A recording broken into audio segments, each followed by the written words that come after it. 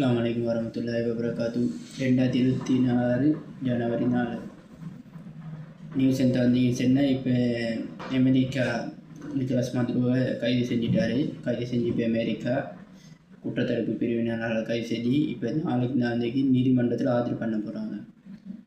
அந்த விஷயம் அடுத்தது இப்போ அடுத்த நியூஸ் சொன்னால் அமெரிக்கா இப்போ நிக்கோலஸ் மதுரோவை கைது செஞ்ச மாதிரியே இப்போ சொல்கிறாரு. இப்போ ஈரானுக்கு எச்சரிக்கை விடுத்துக்கிட்டு அமெரிக்காவும் இஸ்ரேலும் கவனம் வைக்க செய்யுது.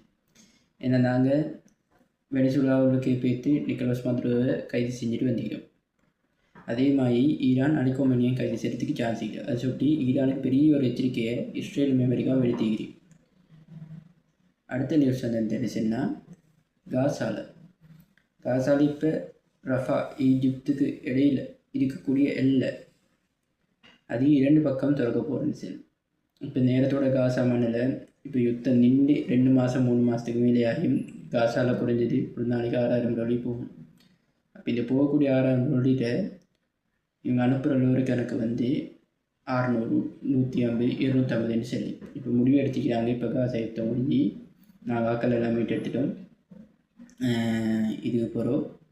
நாங்கள் காசாக்கு குறைந்தபட்சம் ஒரு 1500, 2000 லோரியை இருவகைகளாலையும் அனுப்புவோம்னு சொல்லி 2 கடைகளும் அனுப்புன்னு சொல்லி இப்போ கொடுத்துக்கிறாங்க.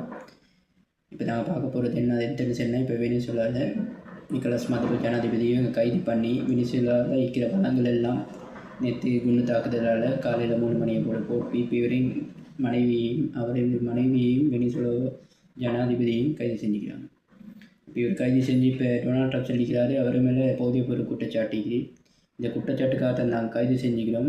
கைது செஞ்சு விசாரணை பார்த்துட்டு நாங்கள் அவங்கள கோர்ட்டில் ஆஜர்படுத்தும் சொல்லிக்கிறாரு.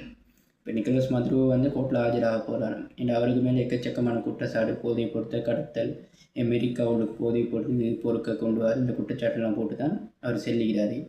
இப்போ அதிகமாக இவங்க ட்ரை பண்ணுறாங்க ஈரானுக்கு புகுந்து ஈரானுக்கு கலவரத்தை உண்டாக்கி ஈரான் மேலே குண்டு தாக்கி அல்கோமேனியை கைது பண்ணுறது. இப்போ இவங்க நினச்சிட்டு இருக்கிற வெனிசுலா மாதிரி தான் ஈரான் என்று சொல்லி ஈரானை நினச்ச உடனே பேத்தி குண்டு தாக்கி அல்கோமேனியை கைது பண்ணிட்டு ஈரானோட புகுந்து வெளியே செய்யணும். ஆனால் இவங்களுக்கு ஏற்கனவே தெரியும் ஈரான பவர் எப்படின்னு சொல்லி இவங்களுக்கு தெரியாமல் இல்லை. ஏற்கனவே ஈரான பவர் எப்படின்னு சொல்லி தெரியும். ஆனால் அது நடக்காது. இப்போ ஈரான் ஏற்கனவே முன்னாயத்தோடு தான் இருக்குது. இவங்க எந்த நேரத்தில் வேண்டுமானாலும் என்ன வேண்டாலும் செய்யலாம். அந்த முன்னாயத்தோடு தான் ஈரான் இருக்குது. அதை சுற்றி ஈரானுக்கும் நடக்கிற சாத்தியம் இல்லை.